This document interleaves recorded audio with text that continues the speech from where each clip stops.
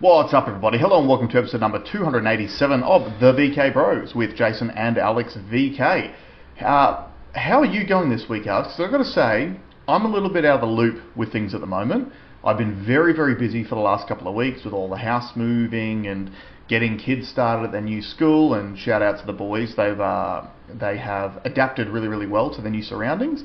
I think it's going to be a very good move for all of us, but I've got just a bucket load of frustrating tasks to complete all day, every day. And so I do admit I've been a little bit out of the loop of things. So how are you I've got you because I don't know if you see, I thought this was a head bump, but I think it's a mad pimple that's growing on my head. So I'm thinking for two at the moment. So I have the content available. Nice. They simply don't have the memes that I have. And look, I have been paying attention, obviously, to certain things, but probably just not as closely as I would typically like to for the show. But you said you had something that you want to start us off with. Yeah, I had a funny thing that sort of developed today. When I was at the gym on Wednesday, I don't even know how it started, but I basically proclaimed that women don't care about space. And I yelled it, and then I had women coming at me thick and fast, and I was slapping them down, and you know that you're in the right when one of the girls goes, "No, we really like space because we like, and I'm like, astrology? And she's like, yeah. And I'm like, that's not the same thing. If anything, that's like a pagan ritual. I was talking to a friend of mine yesterday about a certain relationship issue that she's currently having, and we had a really rational perspective on it, and she was going through it, and she was analysing things. I'm like, yeah. And then she goes, and look, like, he's an Aquarius, like, I know what Aquarians are like, and I'm just like, oh no. Because as we all know, astrology... I hope she meant he installs Aquarians. Yeah. And his work constrictions have put additional pressure on him. Yeah, for sure. Because astrology is conspiracy theory for women. Anyway, it seems to have developed somewhat because I didn't go on Thursday, and then I go to the gym this morning, Friday, and one of the girls who wasn't there, who's the wife of one of the guys that heard my speech, goes, "Hey, what's this shit you're talking about women in space?" I'm like, "Oh, you interested in space, are you?" And she's like, "Yeah, I am." I'm like, "Well, like what? Tell me." I'm like, "Besides what direction it's in, tell me something about it." And she's like, "Oh, no, I'm into it, like the stars and the planets and things." I'm like, "Yeah, look, I'm going on a deep dive at the moment about understanding how manipulation of gravity is going to create faster light travel." And she's like, "Oh yeah, like, I'm really interested in the fact that the moon is on a fixed orbit with the Earth, in that we only ever see one side of it. We never get to see the other, and nothing else does that." Yep, that's the dark side of the moon.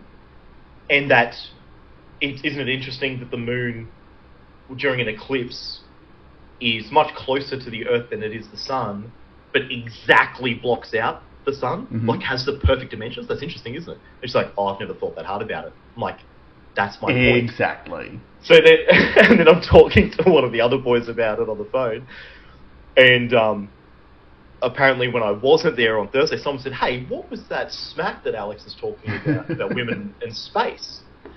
And he goes, and credit to him,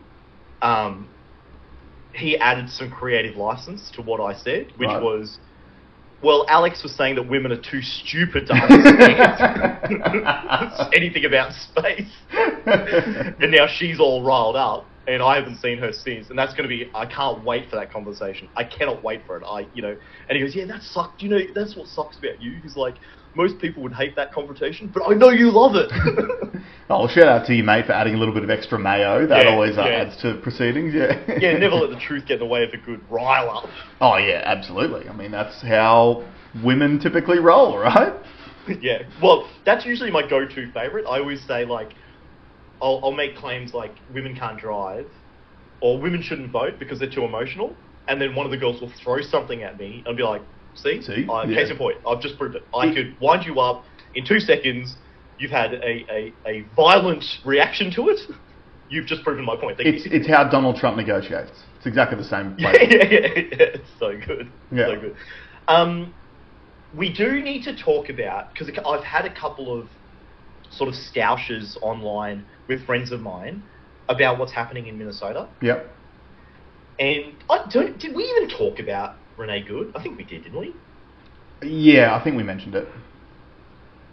Long story short, ICE is in Minnesota. Well, ICE is going throughout all of America right now and trying to kick out immigrants. Yeah. Okay, Which was a promise made in the lead up to the election. Yep. A lot of people didn't like it. A lot of people liked it. But there seems to be a real magnifying glass on Minnesota because now 2 people have died. 2 citizens. Yeah, 2 citizens.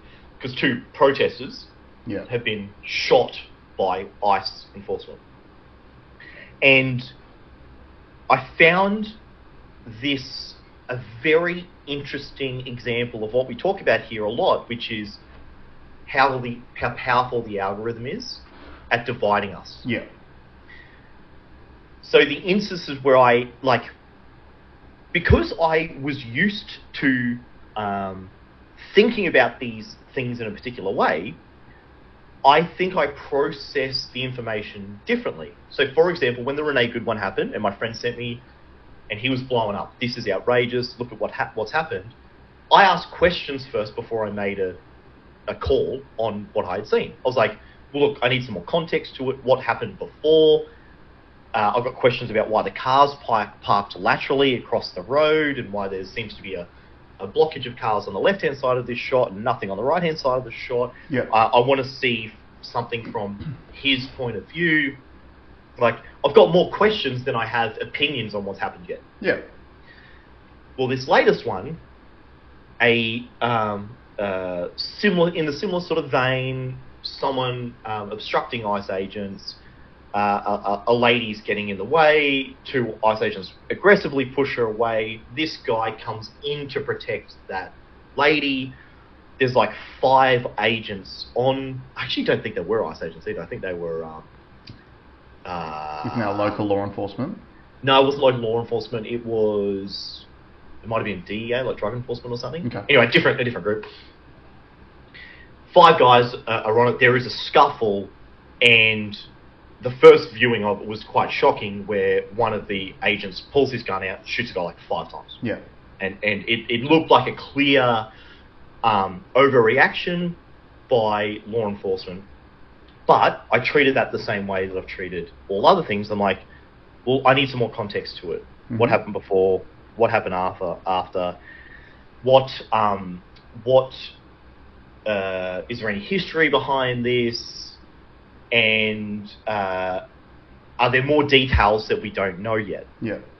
So it turns out he was armed. Now, you're allowed to be armed in America, and in Minnesota, you're allowed to be armed. So fine, there's you can't argue with that. The right wingers are saying, oh, he's got 2 mags, so he was only there to cause lots of damage. Again, I don't cop that at all. You're allowed to have it. But some further footage has come out later that shows that one of the agents actually has pulled the gun off of him, mm-hmm. and it kind of looks like in the scuffle he's gone for it. Yep. For his gun, not from the gun, maybe from the holster. Right. And someone else has perceived that as okay, he's trying to pull a gun on us, and that's why they shot him. Now, all that being said, I'm not surprised by any of this, and I'm not criticizing law enforcement for this either. No.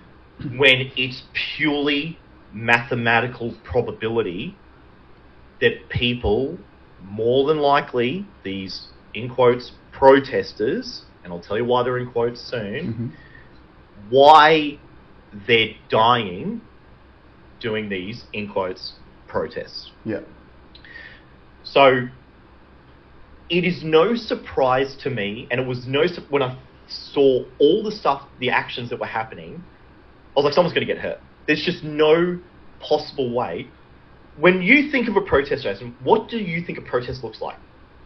I think a protest looks like people in the streets with signs, in Australia at least, usually in a designated area, with signs, chanting. A march. Yeah, marching, Yep. sometimes obstructing roadways and stuff like that. Just doing things to get attention on the issue that you are passionate about. And usually, those protesters are directed at what? Government, typically. And why is it the government that's usually the target? Because it's the government that creates the policies and the laws, and it's the people showing their discontent for those and trying to enact change. Okay, exactly. That's exactly how I feel a protest should be. I think that's the logic and reason behind protest. That's why you should be free to protest. That's why what little Minzy's doing in Sydney is crazy. Like banning protests. We have the right to protest. I believe in people's right to protest. I think you should protest about things that you feel passionate about, for sure. And even if I disagree with you, like, you have the right to protest, absolutely. What I don't agree with is blaming the frontline workers of this operation, because it's just their job. Yep. Right? And what I think is a very foolish way to get your idea across is to essentially fuck with them. And when I say fuck with them, this is how bad it is. There are chat groups on Signal that are set up that have like special coding for, and they're sharing license plate numbers of federal vehicles. They're sharing pictures of agents. They're essentially trying to dox ICE agents.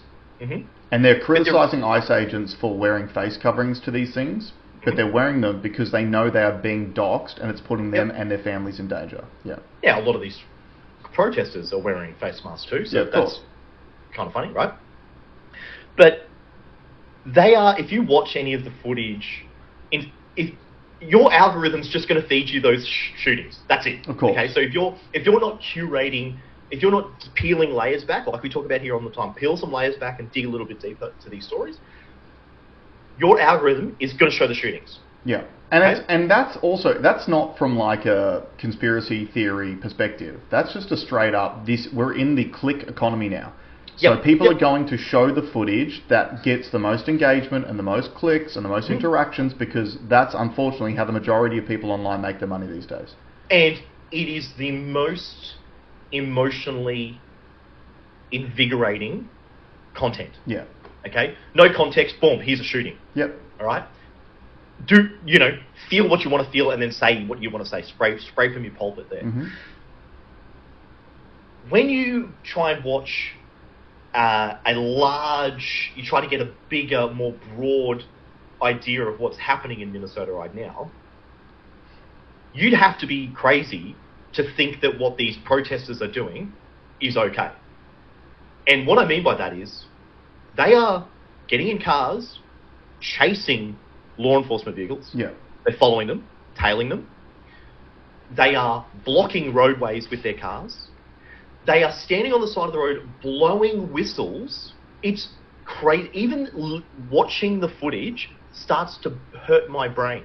Yeah. They're standing on the horn, so they're pulling their cars out. They're on the horn. Just so you know, and this is a message to anyone that's listening. If you did that outside my house, I'll kick the shit out of you. Yeah. Okay, like I'll ask you, can you stop doing that? And even with the way that they're like belligerent. But if you sit outside, and the Renee Goodwin's a great example. She was on the horn for 3 minutes prior to that. Yeah. There is footage. You can go watch it. She was on the horn, her and others on the horn, people blowing whistles for minutes, right? And she's deliberately parked her car to obstruct ICE. To block the road. Yeah. Yeah. So, that's not protesting. No. That's like a militant operation. Which is exactly what this is. I'm okay if that's what you want to do, because I'm very against, like, if you feel so passionately against the government and that's what you want to do, so be it. Mm-hmm. However, you need to be willing to die for it. Mm-hmm. And if you do, like, that's not, you can't say, oh, woe is, like, oh, no, you need to feel sorry for these people. You're in it, man. Like, you're in it. If you believe it that much, you have to be willing to die for it. I don't think it's smart. No. It's not what I would do. I would be directing all that energy into the politics that made that happen. Yeah. Okay? Because that would be smart, right? Put your energy into things that can actually make change. These guys that are working, that's their job. That's right. Okay? And none of this should have been surprising to anyone, because in the whole lead up to the presidential election, Donald Trump said that he would close the border and he would deport the illegals. And do you want to show your clip now? Well, no, because I want to provide a bit more context to this as well before then we show the clip. But yeah, so in the lead up to Yeah, sorry, I got another point. Cool. So in the lead up to the election, Donald Trump said he was going to close the border and he was going to deport the illegals.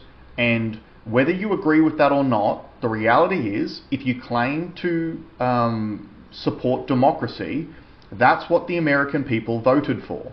They voted for this to happen. Now, Trump's been in office for 12 months now. It's his first year. This should not have been a surprise to anyone. But I want to provide a bit more context around the most recent guy who got killed, because I listened to Andrew Weston on the Joe Rogan Experience yesterday. Yeah. And there was some extra context provided for that incident. Context number one. There's actually new footage that's come out of that man from about a week beforehand, getting into another altercation with ICE officers, which actually led to him kicking and smashing the tail light. Spitting on the car. Yeah, so spitting at ICE officers on the car, and also kicking the taillight and smashing the taillight. And that was a week beforehand. Now, to criticise law enforcement, he should have probably been arrested at that point. They should have taken him off the street, locked him up. Maybe if they had done that, he would still be alive today. But you also need to apply the context that these ICE operations are happening all over the country. The only place that these altercations are occurring in is Minnesota. Yeah. And you have to ask why. What else just recently happened in Minnesota, Alex? Fraud. The fraud. So for those of you who don't realise, because a lot of our audience is Australian, they probably don't know American geography very well. Admittedly, I don't either. But Minnesota is literally the state that Tim Walz runs, he's been the governor of, that just got caught out with all of the Somali fraud over the last few weeks. It was the biggest stories of the last month, was all of the Somali fraud that was happening under Tim Walz's watch in Minnesota. Conservative numbers, $9 billion worth of fraud. Yeah, and how a lot of that money has been funneled to these Somali organisations, and then they funnel a percentage of it back towards the Democratic Party. Right? Literally and also taking bags of cash out of America and taking it directly to Somalia. Yeah, and one of the funniest stories was a Somali woman was given $200,000 to blackmail an official, and she tried to blackmail them with $120,000 because she pocketed $80,000. So a little something for herself. Yeah. So there's a much bigger picture going on here, and like what Alex was saying before about, if you go back to the basis of protesting, this is not protesting. And I want to give a warning to everyone out there on whatever political side of the spectrum that you sit on. Protesting is absolutely your right. In a democratic nation, we have a legal right to protest because, especially in Australia, we're supposed to be in a representative democracy. We speak every week about how the government policy no longer reflects the will of the people, right?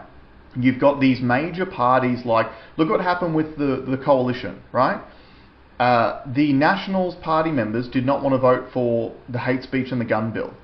So Suzanne Ley tried to pull rank on them and say, no, if you're a member of the coalition, you have to vote in line with coalition policy. That's not representative democracy, right? That's a monopoly. So you legally have the right to protest, and you should absolutely exercise that right. But you must respect law enforcement. It is one of the most basic rules of life. If law enforcement is doing a legal law enforcement activity, which is what these ICE operatives are doing, do not obstruct them. Well, it's the equivalent of when the troops from Vietnam came back and they got spat on in the street. Yeah. Like, it wasn't their fault. No, they were sent there by the government. Yes, it was under false pretenses, but those people were victims. I'm actually coming around on that. I've changed my tune on Vietnam now. Well, when I say false pretenses, the Gulf of Tonkin was a false flag, which was used to justify it. Sure. for whatever the we need reason. to fight communism now because we might have to fight another communist country. Well, that's the problem. Just to prove a point of how good capitalism is. Well, the issue now is that we're fighting communism within our own countries, right? Yeah. And this is what this will be a really good segue into the next clip because I need. Well, hold on. Before we go to the clip. Yeah. I've got another point I'll make too, but you go ahead. There's also another element to this story, which I end up talking to my friend about, which is they thought they're fighting the power. Yeah. Yet, if you look who's funding and managing this operation from these protesters, it's Tim Walz's campaign manager. It's the Democratic Party. So, it's a giant power structure. Yeah, so, like, if you're calling ICE Gestapo, dude, you're a kind of Gestapo as well. Yeah, like, you're both doing the same thing, but you're dumb enough to do it for free.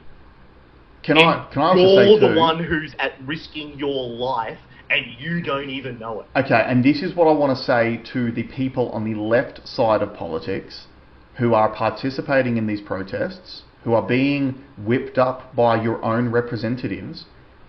You need to understand, guys, they want you to die.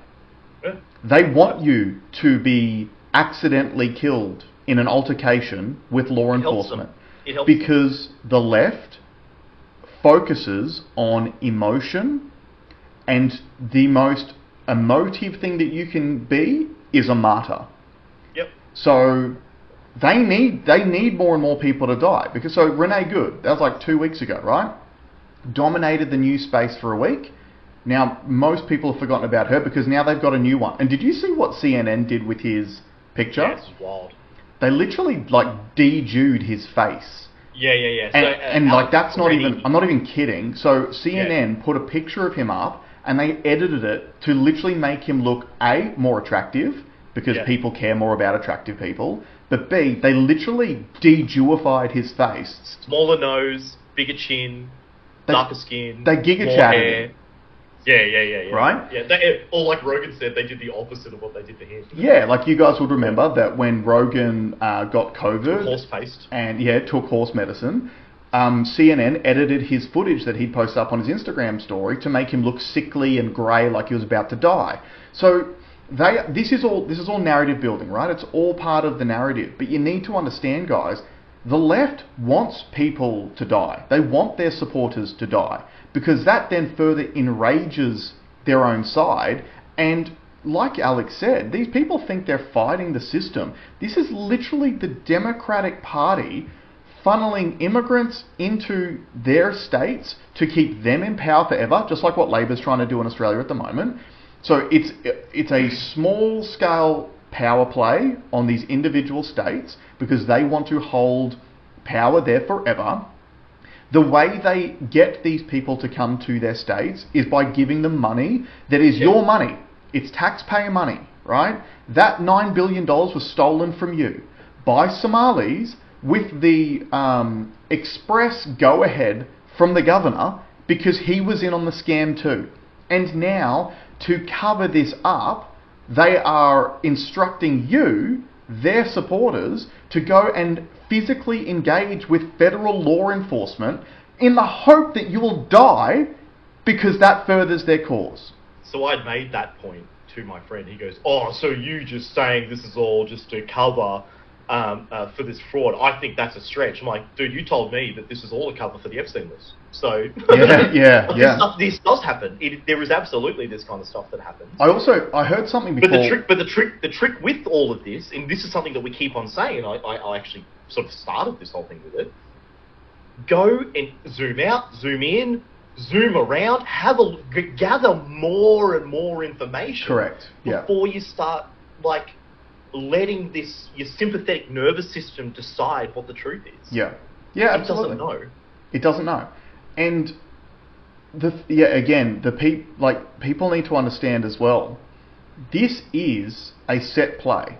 This is a program. This is all about destabilizing nations to essentially take political control. And all of this stuff was going to happen regardless of whether or not all the fraud just got uncovered in Minnesota. Because essentially, I think it was what might have been on that podcast.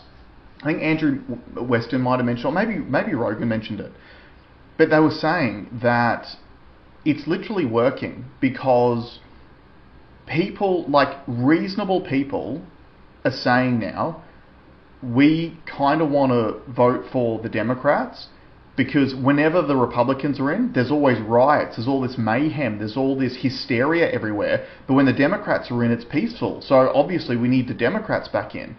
And it's like, you don't understand, guys. The reason why there's so much hysteria when the Republicans are in is because this is the Democrat playbook. This is leftism.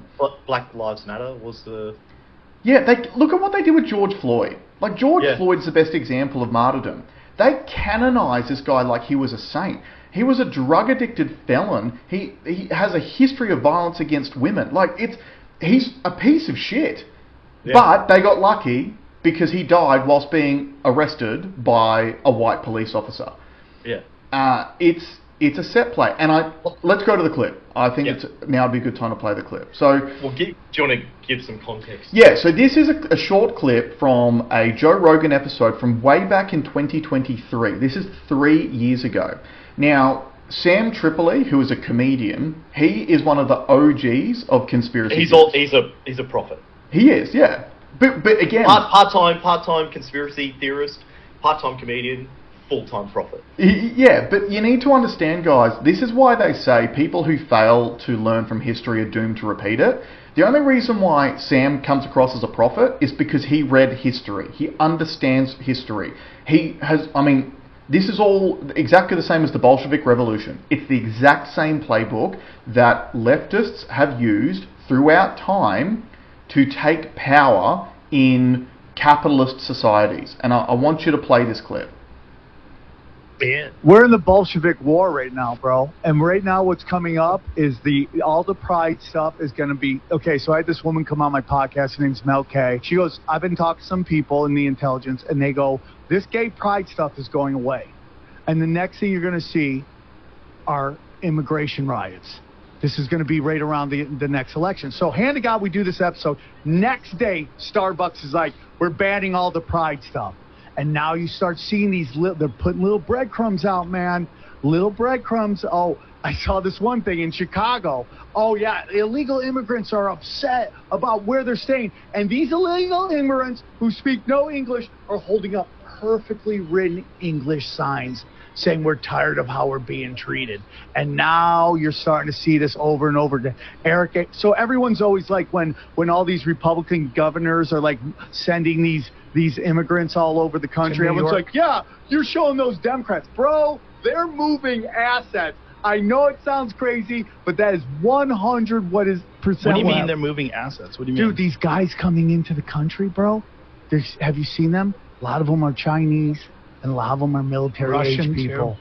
And I'm telling you, they're moving, and this is what's going to be right around 2024 election. Immigration riots, people going nuts, and as listen to this, and you'll start seeing all the little breadcrumbs. I'm telling you, that's what they want you to think. Brian Callen, who I'm a big fan of Brian Callen, but he has. If you want to find someone who thinks he's really smart and is wrong about everything, Brian Callen. He's the definition of overeducated and underinformed. Yeah, yeah. Buying it. Oh, I thought they're moving assets, bro. You're the puppet. They're moving assets. What do you mean, like military people? Dude, study the Bolshevik War. It is happening in real time. 100%. But I just wanted to get that out to everybody because I'm trying to warn people. This is what's next. I mean, like, it's spot on. Are we doing any of the trans stuff now? Well, again, not necessarily trans, but where's all the pride stuff gone? So this is the problem about our society. We live in this information ecosystem where there's so much new information that comes at you thick and fast every single day. I've got to say, the last 2 weeks of me being so busy with my personal stuff has actually been quite refreshing for me to get away from a lot of this for a bit. But things come at you so fast that everyone just forgets such key important things. Like, it was not that long ago that literally pride stuff was everywhere.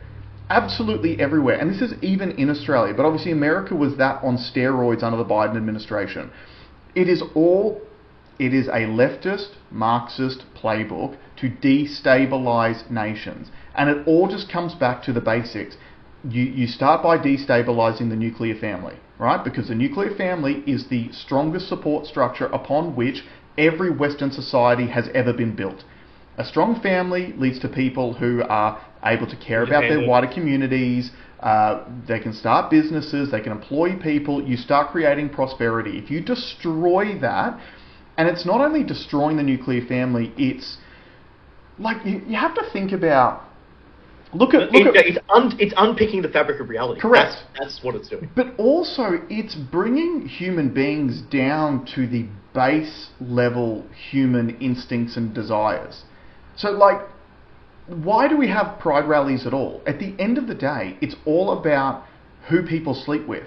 Why should that even be a factor? Like, we've said this for years on this show. When you have Pride Month, like, why do you have to be proud about sleeping with a member of the same sex? Like, you don't have to hide it. You don't have to deny it. We, as a society, we accept gay people. There's no problem with that. But why are we being forced to be proud of it as if having sex with someone of the opposite sex was a negative thing?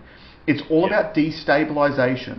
And the issue is, this gives people with either no power or a perception that they have no power, it gives them a group to become a part of.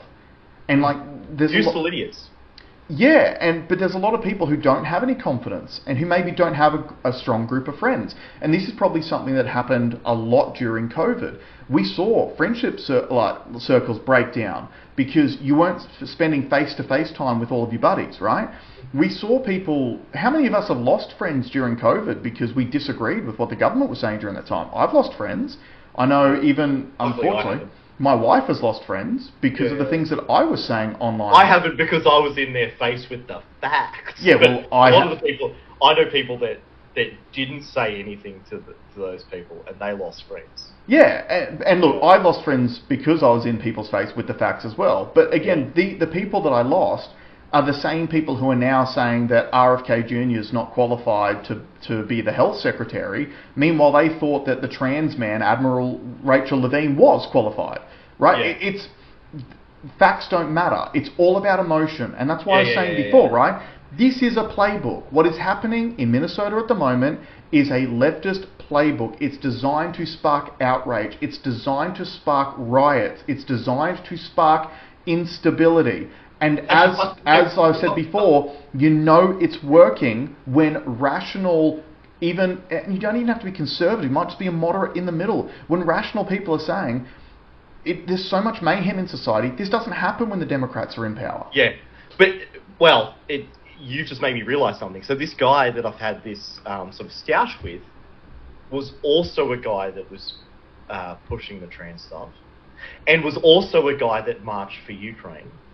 And I'd said to him back then, during the Ukraine thing, I was like, don't you find it interesting that you're marching for this particular conflict, and not all the other ones? And he's like, oh, we only have so much bandwidth. I'm like, yeah, I get that. But then it's not your choice to be righteous for this one. It's been decided for you. Where are the marches for Ukraine now? Yeah, no. There are none. Is the war still going, Alex? Yes, it's still going. So where are the marches for Ukraine? Yeah. Where are all the pro-vaxxers, like, pushing COVID vaccination on people? See, and this is where I'd argue that where we seem to be right is that although we're talking about these issues, we're inflamed about a consistent message across all of these issues. Yeah. Right? That's the difference. You might think you're doing right because you're feeling for the downtrodden. What we've been saying, but in your world, the downtrodden changes from week to week, depending on what the teach you. And the algorithm is clearly fed by a power that's greater than us. There's a lot of money behind a lot of these. There is a powerful engine that's driving this. And I've got a little side sort of example here that I want to talk about. Yeah, I've got something too. I just sent it to you in the chat. But what we're trying to say is, you need to have a wider perspective on these issues. right? Because you're actually not, you're being used as a weapon to destabilise our society. Yeah, absolutely. Now, absolutely. Back to what Sam Tripoli said, don't you think that what he's mentioned about mobilising troops, did that make you think of the NSN? Yeah, absolutely. I mean, I said it on the show, didn't I? Like, they disbanded just before, like, when they announced the draft of the hate speech laws. They weren't even passed yet, but the NSN disbanded. If you truly believed in that stance of, like, that white nationalism, that's the time to step up a gear, not step down a gear. Yeah, actually fight for your rights to say those things that you feel about. It's not a real organisation. It's not. That's been planted. And we, we'd seen, what was the American one, the Patriot Front or something? The Patriot Front. Yeah, and we looked at them. It's like a bunch of white guys, all look the same, doing cosplay, march in step. Yeah, and way fitter than the average American, which means that they were government employees doing cosplay. Which is why their faces were always covered in masks. Which is why in Australia, all these NSN marches, same thing. The majority of them had faces covered in masks. Then you had your spokespeople out the front, like your Thomas Sewells of the world, who were the figureheads. Because again, you need to have someone to point your vitriol at when you're using these plays. But we called this back with, it was it late 2024, early 2025, when we just had anti-Semitic false flag after anti-Semitic false flag after anti-Semitic false flag. And around that same time, you had these NSN guys marching down in Melbourne and in New South Wales. And it's like, was it not coincidental that the only one of the mainstream states they weren't marching in was Queensland, which happens to be run by the Liberals, not by Labor, right? Yeah. B, you had all these ridiculous, anti-Semitic attacks, and it was like someone drew a swastika on the side of a synagogue, but it was backwards. Like, you would think, if you were a real Nazi, would you not know the right way to do your symbol? Actually, right? my funny skit mind goes, well, that's because we've imported Indians, and the Indian was asked to draw that sign, and he knows what that sign is. He knows the original version of that sign, which is that religious sign, which is that way. And it means peace and love, right? Yeah, I've done my job, and no, you drew the wrong. You're supposed to do the anti-Semitic one, the hateful one, and that's what happens when you outsource your jobs to you. Yeah. But that's the thing. So we were calling it back then. Well, like, these guys are plants. They're government plants. It is designed to manufacture our consent as the governed to remove our rights for speech away. Because don't forget, it was when they started marching around, all of a sudden the government started talking about, we need to ban hate symbols. And it was the same thing as during COVID, drip feeding. You start with a very, very small thing that the vast majority of normal law-abiding citizens can't argue with. We want to ban the Nazi symbol. And everyone goes, well, look, I'm for freedom of speech, but I guess that one's a particularly bad one, so okay, we'll do that. And then that's step one. And then you move it to the next bit, and then you move it to the next bit. And before you know it, you're at where we're at now, where you can literally be put in prison for saying something that may not even offend someone, but it could have offended someone if they're a member of that group. Did you hear about ScoMo's speech in Israel recently? I did, yeah. Have you heard what's happened since? Yeah, Islamic leaders have called for his arrest under the new hate speech laws. Oh, dude. It's perfect. It's perfect. It's exactly what you want. And how can you argue with it? Well, yeah. It's the law. I just want people to realise, don't become a tool for governments. Can I show you? Can you bring up the thing I sent you in Telegram? It is the most black and white example of how the algorithm and the media paints certain things to get certain reactions out of us. And I would say this sort of stuff is particularly aimed at the left because the left is typically more emotional than the right. Yeah. Barack Obama's ICE chief received an award for 920,000 removals of illegals. Donald Trump's ICE chief was called a Nazi. It's the same person, Tom Homan. In 2012, Obama deported 409,000 people. In 2025, Trump deported 290,000 people. The difference is mainstream media brainwashing. It's the same dude doing the same job. We said on the show before, Barack Obama, his nickname was the deporter-in-chief because over his whole 8 years that he was in office, he deported 3 million people. No one from the left ever had riots in the street trying to defend these people. Now, I wonder, because I had this talk with another friend of mine. To his credit, I would say he's someone more left-leaning. He's definitely someone that was aggrieved by these things that have happened in Minnesota. And he sent me something saying, "Oh, do you think this is, the right way to think about this?" And he sent me that story.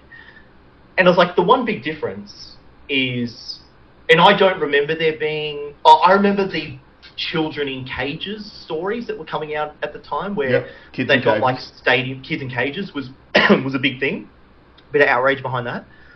But the biggest difference between then and now is there's no algorithms back then.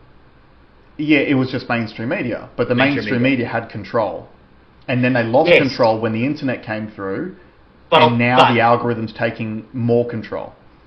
So this is where the algorithm is a double-edged sword. So do we have access to more information now than we did before? Absolutely yes. Yeah. Probably 1,000 times more information. Yeah. Right? Is the algorithm designed to get you inflamed because its only objective is to have you on that? It's engagement, yeah. It's engagement, okay? So, yes. So, more information, tick, good. The wrong information at the right time is a bad thing. Yep. And it does it very, very well. But once you're aware of that, you need to add that frame of reference when you're making decisions on what you're seeing, and you have to ask yourself, am I being algorithmically fed this? Is it real? Right? Now you've got a whole new question of whether this shit is AI or not. Yeah, absolutely. I was about to mention that, yeah. There's a lot of mitigation strategies, and what we're seeing at the moment, the beauty of having all these people on the ground with their own cameras is that you're not just seeing one view, you're seeing multiple. 6 or 7 different views, and therefore the likelihood of it being AI is lower. But you actually need to go through that exercise to find the truth. You need to dig a little bit. It's going to take a little bit of work. Your algorithm's not going to feed you the truth. And it's going to feed you the most inflammatory thing. Yeah, and I've got to say too, one of the things which I think has been one of the most subversive PSYOP tools that has been used on us as an entire population of the world for the last decade is there has been a concerted effort to subconsciously program all of us into, as soon as one of these issues arises, they want us to ask ourselves, how do I feel about this? That's not normal. Say that again. So let's say a hot button issue happens, a tinderbox event occurs. They have psyoped people into their first response to that thing is, how do I feel about this? That's not normal. It never used to be like that. It used to be, what do I think about this? Yeah, good point. We used to think about things. So when we used to go to the news, we thought, back in the day, that the news was objective. We thought they were just reporting the facts. And because of us, even though that was a lie, just the fact that we thought they were reporting the facts, it promotes us to question it and think about that issue ourselves. They don't want us thinking about things anymore.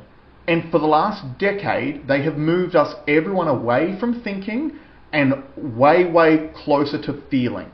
Yeah. And like we were saying before, so all this stuff, like what Sam Tripoli was talking about, the pride thing, no one was being told, think about the pride thing. Because if you were thinking about the pride things, you would be thinking about why you're having parades through the streets in front of children with dudes going at each other in broad daylight. I'm still asking the question, why is the pride flag being flown on the top of the uni next to my house? I'm still asking that question. But they don't want you to think, they want you to feel. And you can feel one of two ways about the pride stuff. You can either feel like, hooray, my group is being promoted and that's a good thing, or you could also feel, I'm not into this at all, but it looks like everyone else is, so I'm going to self-censor out of fear. That's what they want people to feel. So you need to just keep in mind, whenever any of these issues come up, because they are going to get worse and worse and worse, they're going to ramp up, and as Tripoli said, towards the next election. When's the next election? It's next year, it's the midterms. And a lot of people are predicting that the Democrats will actually retake back the House in the midterm elections because there's so much discontent around the country at the moment. That means that their Marxist playbook is working. They're getting the desired result. Do you know what's funny? I actually don't think they're going to win the midterms. I really don't. And again, this could be purely algorithmic. Yep. But I believe the story or the agenda that the left is pushing is purely Republican bad. I think people are smart enough to go, well, where's the alternative? Yeah. And what is your alternative? Because this is what lost the Democrats the election. Yeah, of course. Is there was a shitty policy. Yeah. The policy was crazy. The Democratic policy was what did Trump get them on? Kamala Harris is worried about they them. We're worried. Yeah, we're worried about you. Yeah. Yeah. Okay. So, yes, you could definitely put a stain on the Republicans for what's happening. You could feel aggrieved. But what's the solution that the Democrats are providing? Yeah, but even solutions aside, like I saw a clip from Greg Gutfield. He was Greg Gutfield arguing with a leftist on his show. But he had the best point, and this is the thing that everyone forgets about, because the information space moves so quickly.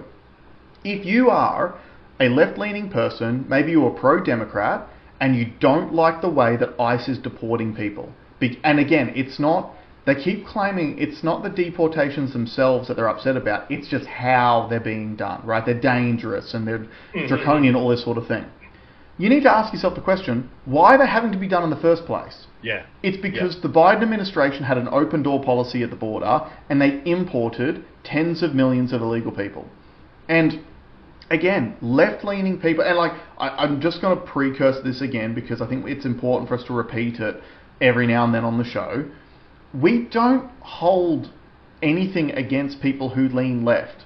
Because I believe the majority of people who lean left, it's because you're good people. It's because you care about people, you right? Want to do good. Yeah, you want to do good in the world.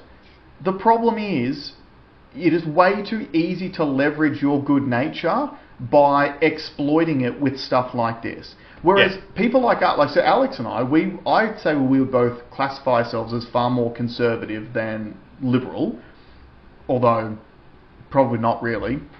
In the traditional sense of the word, in the way that it's used in today's political discourse, absolutely. But I think we're both old school liberals at heart, right? Like we believe in freedom of speech and personal property rights and capitalism, all this sort of like liberal stuff. Live and let live, as long as you're not hurting anyone. We believe in all that sort of stuff, right? We're old school liberals in that fashion.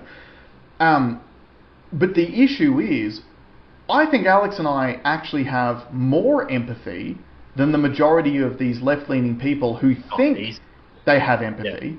Because the difference is, we don't want any of these ICE protesters to die. We don't want any of that to happen. If you go to the people who lean that way, they do want people who disagree with them to die. And they have vocalized it multiple times. Look what happened after Charlie Kirk got murdered. Look at the internet ecosystem after he got assassinated. There were people on the left who claimed to be the side of empathy who were celebrating the assassination of a father of young children. Right? That's where the disconnect comes from. And Alex and I believe, have so much empathy and so much love for our country and for people. We want people to have happy, productive lives, but we love you so much that we'll be honest about it.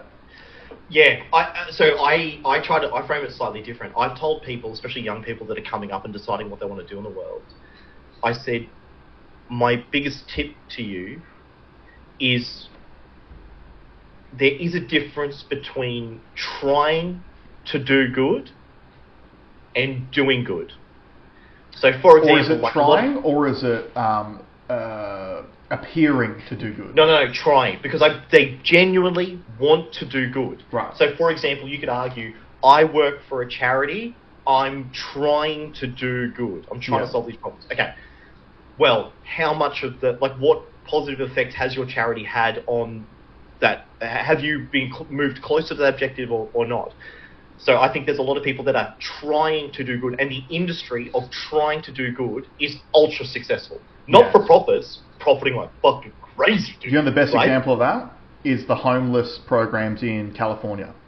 Totally. So they spent $200 billion on homeless, and the problem got way worse. So that justifies further spending. Now, there's a... They keep saying it.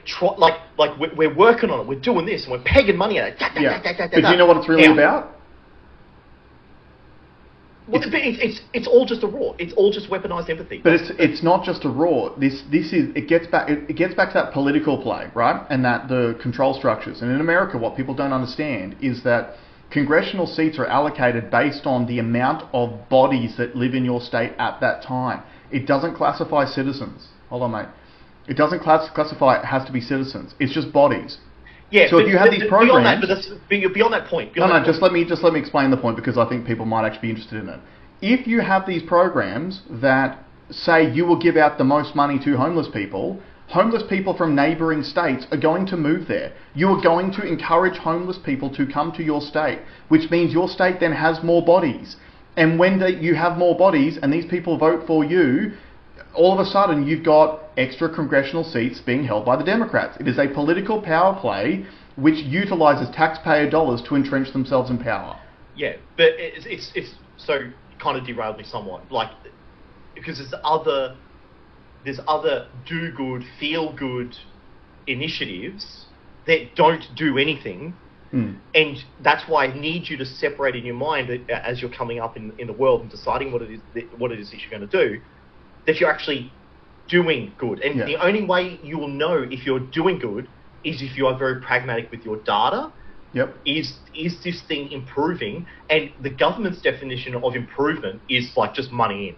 They literally get rewarded. If you know anyone that works in government, go and ask them, go and have a beer with them and say, have you guys ever gotten any awards? And what are the awards for? The awards are never for the result. It's for purely how much money has gone through that system. Yep. That is the goal. The goal is just money going through the system. Okay, can we move to Bitcoin? Yeah, can we pause for a sec? Yeah. We're back. So you want to go to Bitcoin? Yeah, so we've had some quite significant events happen, and I want to show... Let's see if I can get this up. I have to do this a slightly different way. Here we go. All right. This is what Bitcoin looks like today. Mm-hmm. The story is $770 million worth of crypto longs have just been liquidated. Right. What that means is people have bet on the price of crypto going up. Yep. They've used leverage to do it. And then it's dropped to a point where those longs had to get essentially cemented, and therefore the whole market has capitulated. Mm-hmm. Let me bring up another chart, which is this one that we bring up quite a bit, which is the Fear and Greed Index. We are at 26 out of 100, which is fear. Mm-hmm. Okay, so it's still not in the juicy extreme fear. I'll bring up the price. And I have a kind of funny anecdote, which is my friend who finally got in at the top. I've been talking to him about Bitcoin since 2017 or 2018, just got in, and he constantly sends me, this is the worst X amount of money that I've ever spent, and I'm like, trust the process. Trust the process. Just hodl, bro. Why can't I? Here we go, price, Bitcoin price live. We are at $82,000. Now, if I pull up the this is it on the year. So on the year, it's like, it's fine. Essentially right? level. Yeah, it's had a spike in the middle. But over the last 3 months, we're down 20 odd percent. Okay. This is great. Yeah. This is great. Okay. Let's just assume, and again, I'm no technical analysis guy. I'm still just buying every week. I think, Jason, you're still buying every week. Yeah, I'm annoyed because I bought yesterday and it's dropped $7,000 in value today. yeah. But are you changing your course? No. So, if let's say the bull market is done for this cycle, this is where you need to lock the fuck in, right? And we spoke about on the show, one of the predictions, one of the numbers that was thrown around is that when it's all over, it's probably going to be around the $60,000 mark US. Yep. Not too far off that now, and when people start giving up the ghost and they start selling out and getting scared, that price starts to drop and drop and drop. And then people are going to forget about it, probably for 2 years. I will keep reminding you to buy it. Now, just so people know, all right, if it wasn't for Bitcoin, I would have been homeless last year. Okay, I had so much going on. I had allocated so much of my company's money to this project that I'm working on that I haven't paid myself out of my business almost at all. There's unemployed people who earn more money than me this financial year. Okay. But I had the luxury of being able to pull a lever where some decisions that I'd made in the past meant that I could still pay all my bills. Okay? Now, what have I put in? I don't know, maybe, let's say I've put in the average yearly wage into Bitcoin over the last 7 years. It's funded me for almost 12 months. Yeah. Okay. So that's just like, and there's more there than what I've spent, right? There's more there than what I've spent. So, but where these arguably, one of my transactions I bought at the bottom of 2022, maybe. Yep. Whatever the number was. I think I put $8,000 in, and I probably cashed it in at sort of 50 grand. You could argue that saved me. That one transaction has saved me for this financial year. Yeah.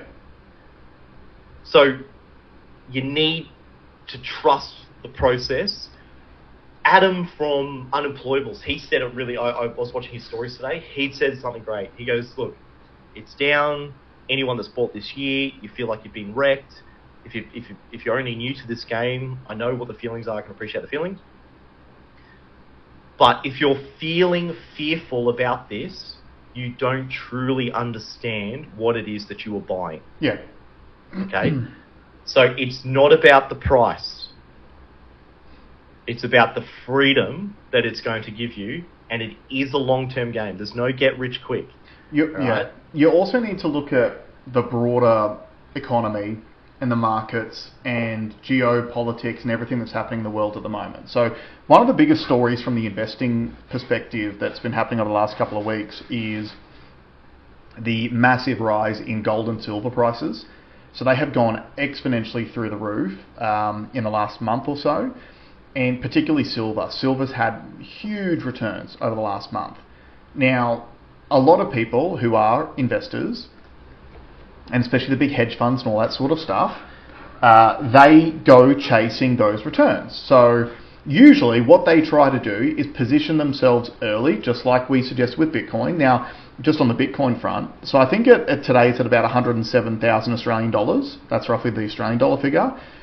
5 years ago on the show, at the end of 2020, we told you to buy Bitcoin when it was at its peak at 22,000 Australian dollars. So while it might look doom and gloom for the last 12 months, even though it's basically level over 12 months, you've still 5x'd your money than if you would have bought it 5 years ago at the peak when we told you to, right? And if you held that money, you've lost 3% per month, or 4% per month for 12 months. Yeah, in inflation, correct. Yeah. Now, the thing is about these big runs on gold and silver and stuff like that is I'm starting to see a few cracks starting to emerge in that narrative, and specifically around silver, because one of the reasons why silver itself is so popular at the moment is because it's actually all of a sudden become a really important industrial metal.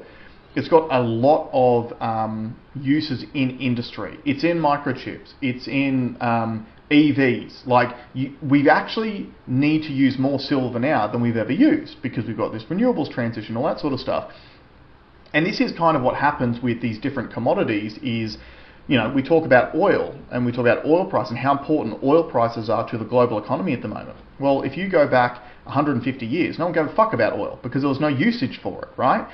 So these things sort of peak and trough and they come and go. Now, one of the problems that you're starting to see in silver is people are unconvinced that a lot of these paper silver contracts they're purchasing are actually backed by real silver.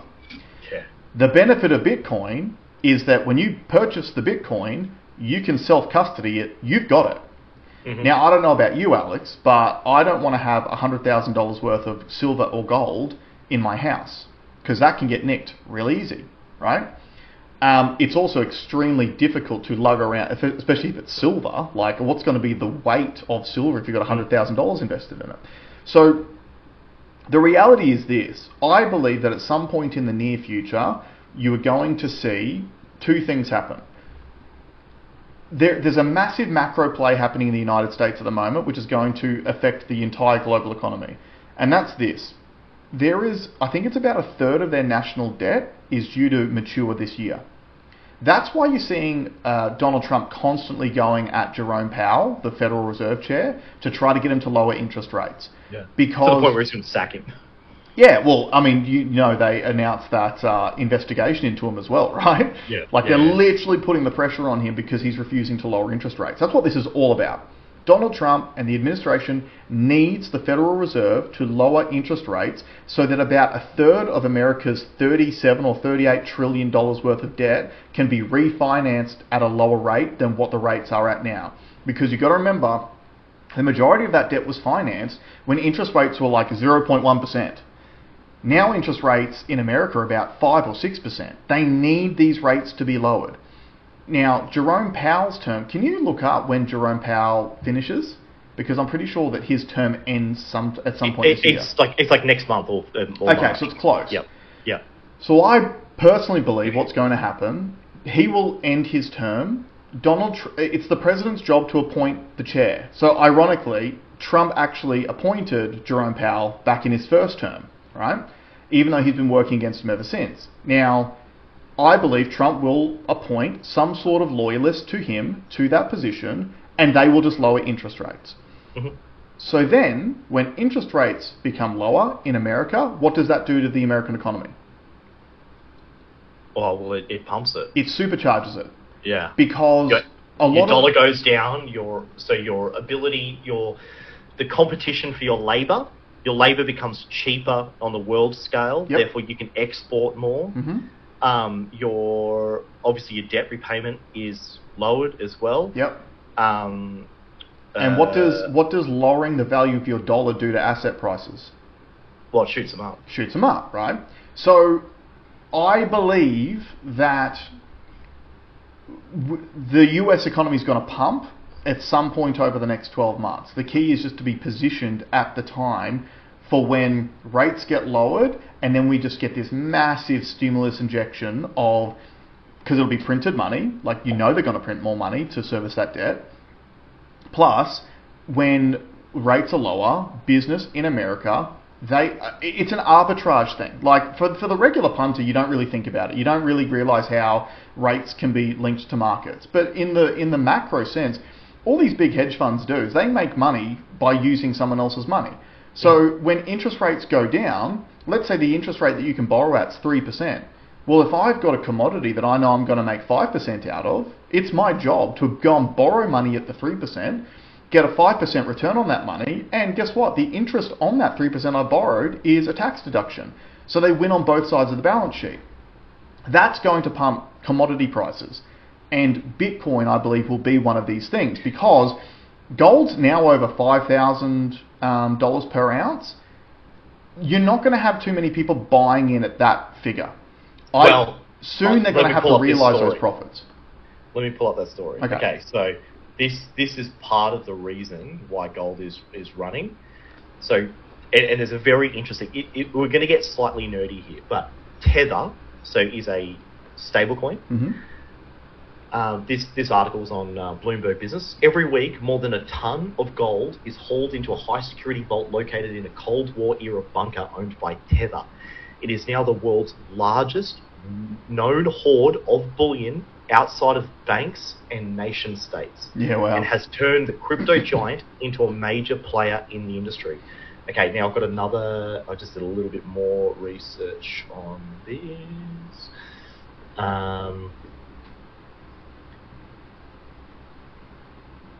Tether quietly builds largest private gold reserves at 140 tons. Tether, issuer of the top stablecoin USDT, with 187 billion in circulation, added 27 tons of gold in late 2025 alone, buying 1 or 2 tons weekly from profits exceeding 10 billion that year. CEO Paolo Ardoino stores the hoard behind steel doors in Switzerland and plans to allocate 10 to 15% of reserves to gold as a hedge against fiat risks, calling Tether a gold central bank for emerging markets.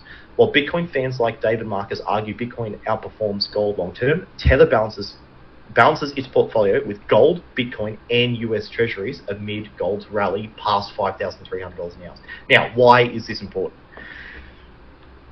I'm pretty sure I've said it on this show. When Tether first kicked off, I think in 2017, I was telling people, don't hold much in Tether. Use it as a... You can use it as a... So when you're doing like trading, it was much easier. Instead of selling Bitcoin for, say, Australian dollars, it's very easy to swap it for US Tether, and you lock your profit in, and then buy using US Tether into whatever crypto asset that you're going to buy. And I was very cautious for people. And the reason why is because there was never any auditing of whether this Tether existed or was backed dollar for dollar like they're supposed to have. Yeah. Okay, so essentially you can, because it's all on chain, you can go on chain and see, $30 billion of Tether was just minted from the Tether Foundation. So click, click, click, 30 billion has just been generated. Now, the idea was $30 billion was supposed to go into there, then it's converted, they hold the 30 billion, they issue $30 billion worth of Tether. So it's 1 for 1. 1 for 1. Now, how does Tether make money if there's no margin between those two? Well, with that 30 billion of cash that they were given, they were supposed to be buying assets that appreciate in value or give them a return, okay?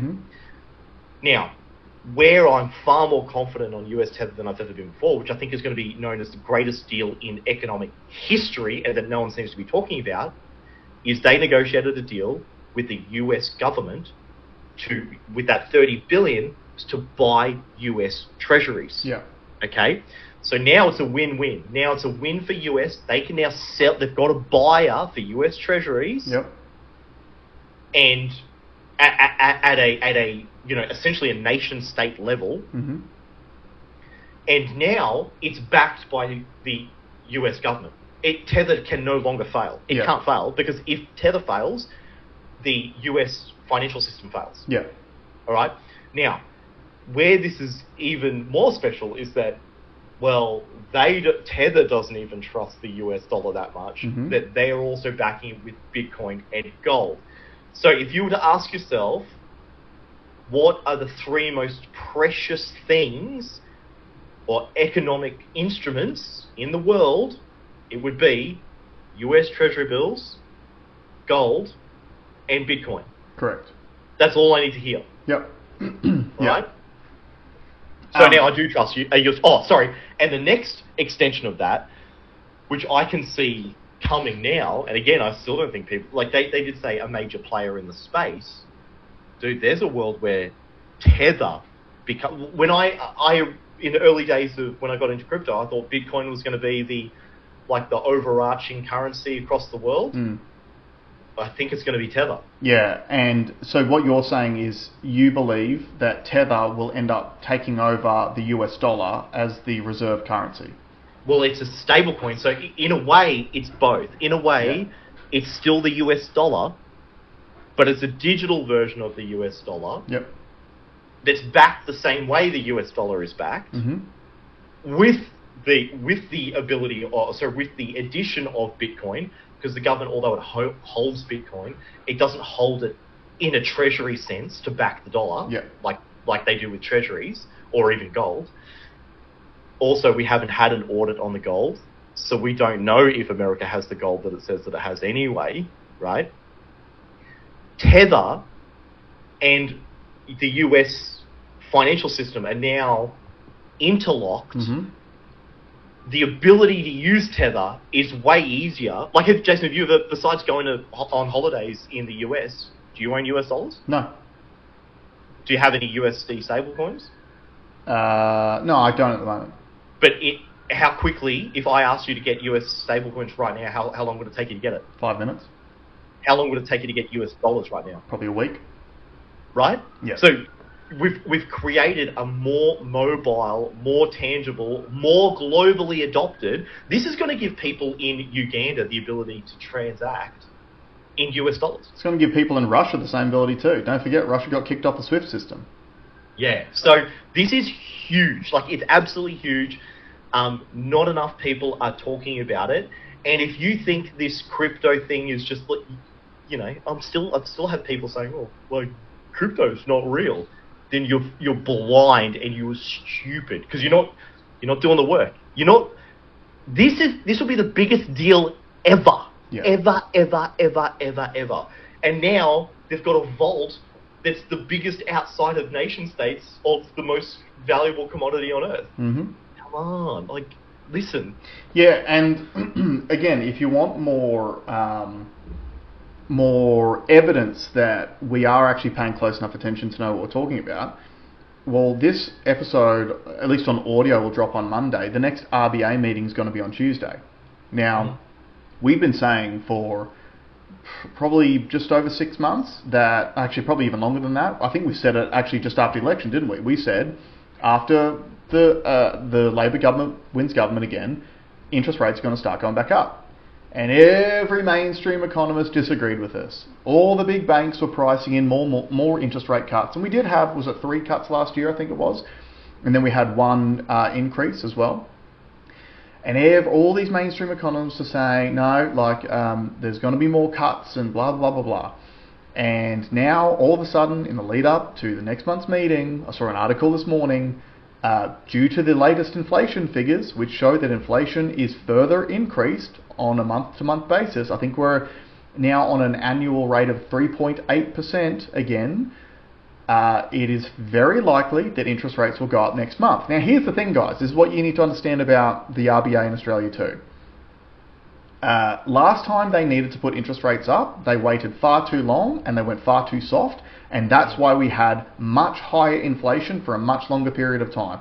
It hurt us all a lot more than it would have had they gone real quick and ramped up rates straight away. So let's say that the meeting happens on Tuesday and they don't put rates up. A lot of mortgage holders will see that as good news. It's not. It just means more inflation, which is a tax on all of us, and they will eventually have to go higher for longer on interest rates. It's just a case of when. Now, the latest article I saw this morning has now got them tipping 4 interest rate rises for this year. So again, for those of you who are maybe a little bit concerned about whether or not we practice what we preach, I sold my house. Yeah. That's why I'm in a new place. I sold my house because as soon as interest rates start going up in this country, I do believe sometime over the next 2 years you are going to have a minor market correction in housing. Actually, very funny that you say it, because one of the guys at the gym today, he goes, "Hey, do you know what he goes, I saw an article. Do you know what the definition of the poverty line is in Australia? Like, how they define it?" And I'm like, "Oh, well, it's changed a bunch of times. Like, what what have you read? And they said, if you don't have $500 a week after your housing expenses, you are under the poverty line. And he goes, dude, that's 90% of the country. Yeah, and we've spoken about this on the show before.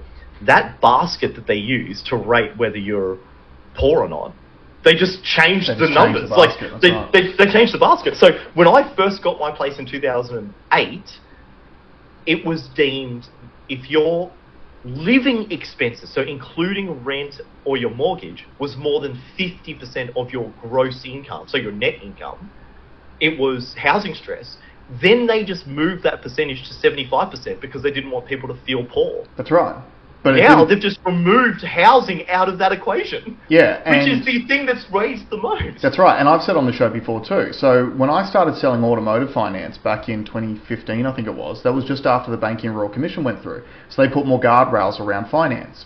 And back then, if your housing expenditure was more than 30% of your monthly net income, you were a flat decline. Don't even bother putting your application in because you were deemed as a high-risk applicant. Now, they're saying the average housing expenditure is 45% of the net household income. So that's two people's income, 45%. Obviously, this is like, as soon as interest rates start going back up again, which we've been saying for months on the show, they absolutely will, and you'll probably see that start on Tuesday, there are going to be people who are massively overextended, who are going to be in a world of hurt. And there's already, I mean, the majority of the country is, like you said, is below the poverty line already. Yeah. As soon, like, we do not have the bandwidth to cover multiple rate increases, which have to happen this year. So I try to get a lot of my Australian economics news from people outside of Australia. Yeah. And the reason why I do that is I find that the Aussies, they typically have an agenda. They're either left-leaning or right-leaning, and it's hard to get a real level view. And everyone who's invested in property tells you that you should go and buy a property before you miss out. Like, everyone's got an agenda. Yeah. Well, that's the only ever economic advice you get in Australia is buy a property. Buy a house. That's all they know. Yeah. So this I watched this video the other day called was from Homefronts. Now, he has a bunch of channels, a lot of history stuff. Okay. But he did a great video. Australia no longer works. Here's why. And he goes through housing, education, tax, red tape. Dude, he nailed it. It was so well done. I'll send you the link if you can just... Yeah, I'll put it in the show notes. Yeah. I think people should watch it because it's actually shocking when you... I mean, we've been saying all the same stuff here, but we should be one of the richest countries on earth, and arguably we are, using the numbers they want to use. Yeah. But we're not feeling it, and to use that affordability index as a piece of evidence, just moving what we decide as being poverty, like raising the bar or lowering the bar of what poverty is, hasn't helped us. So our quality of life is in a spiral. Yeah, it's in an absolute spiral. Yeah. Leave it there. Let's wrap it up there. Thank you very much for joining us, everyone. We will see you all next week. Bye.